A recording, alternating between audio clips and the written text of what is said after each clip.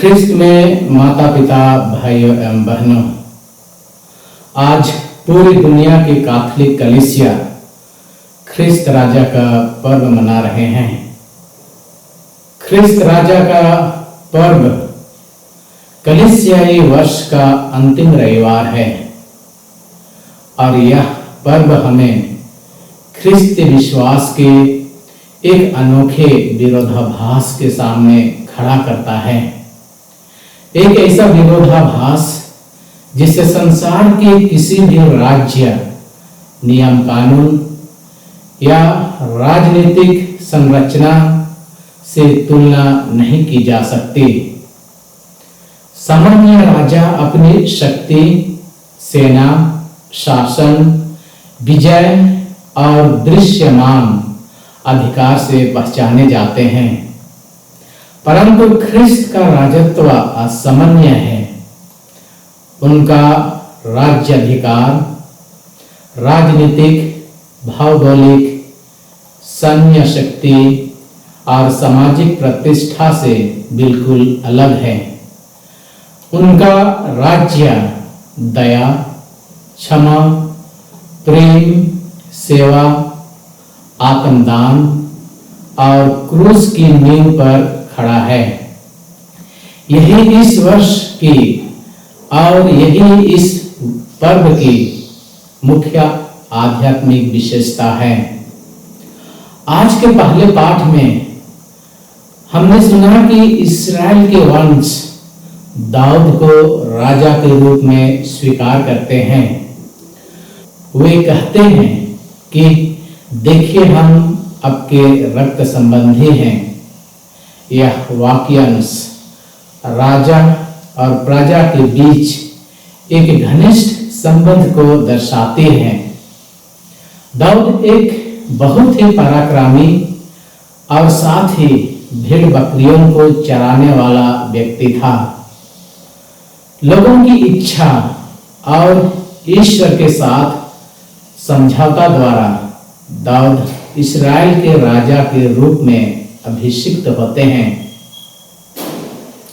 यहां पर एक प्रश्न उठता है, क्या यीशु भी इसी प्रकार से राजा बने?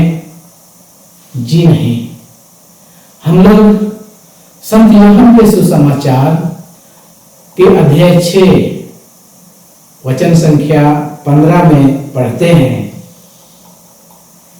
ऐसा समझ गए कि वे आकर मुझे राजा बनाने के लिए पकड़ ले जाएंगे, इसलिए वे फिर अकेले ही पहाड़ी पर चले गए।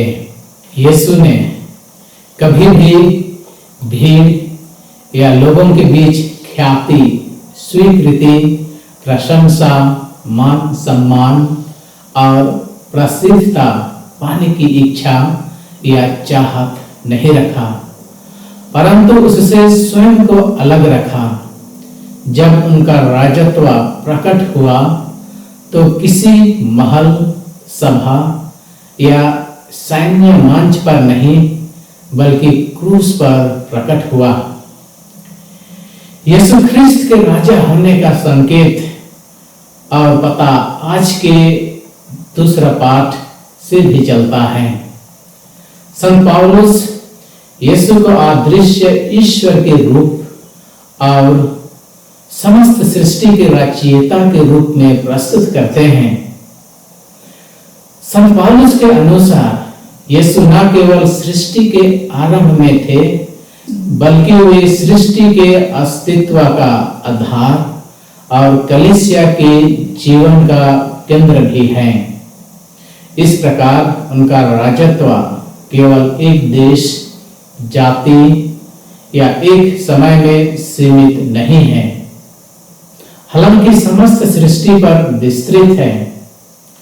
दुनियावी राजा युद्ध, हिंसा और बल से अपने देश और लोगों के बीच शांति स्थापित करना चाहते हैं, लेकिन यीशु ख्रिस्त का राजत्व सारी सृष्टि को एकता और पूर्णता की ओर ले जाने वाला प्रेम का शासन है।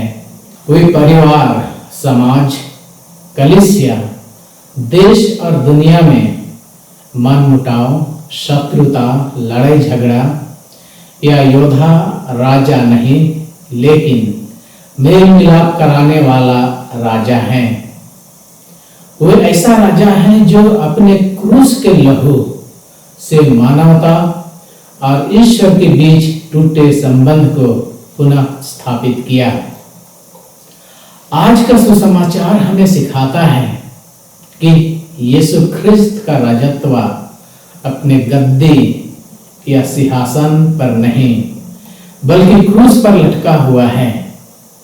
ठहाका उड़ाए जाने, अपमानित किए जाने और अपार पीड़ा के बीच भी यीशु का राजत्व अपनी चरम महिमा पर प्रकट होता है। दो अपराधियों के बीच क्रूस पर टंगे यीशु किसी भी सांसारिक राजा की तरह प्रतिशोध नहीं लेते, ना ही अपनी महिमा को सिद्ध करने के लिए चमत्कार करते हैं। इसके विपरीत वे उस अपराधी को जो विश्वास पूर्वक प्रार्थना करता है, जब आप अपने राज्य में आएंगे तो मुझे याद कीजिएगा। उन्होंने उससे कहा, तुम आज ही परलोक में मेरे साथ होंगे। यह क्षमा और दया ख्रिस्तीय राजत्व की रीढ़ है।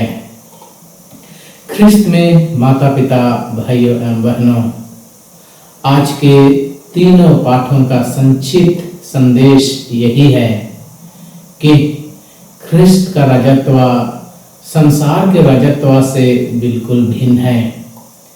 जहाँ संसार शक्ति, प्रभाव और प्रभुत्व की खोज करता है, वहीं यीशु का राजत्व नम्रता, सेवा और बलिदान पर निहित है।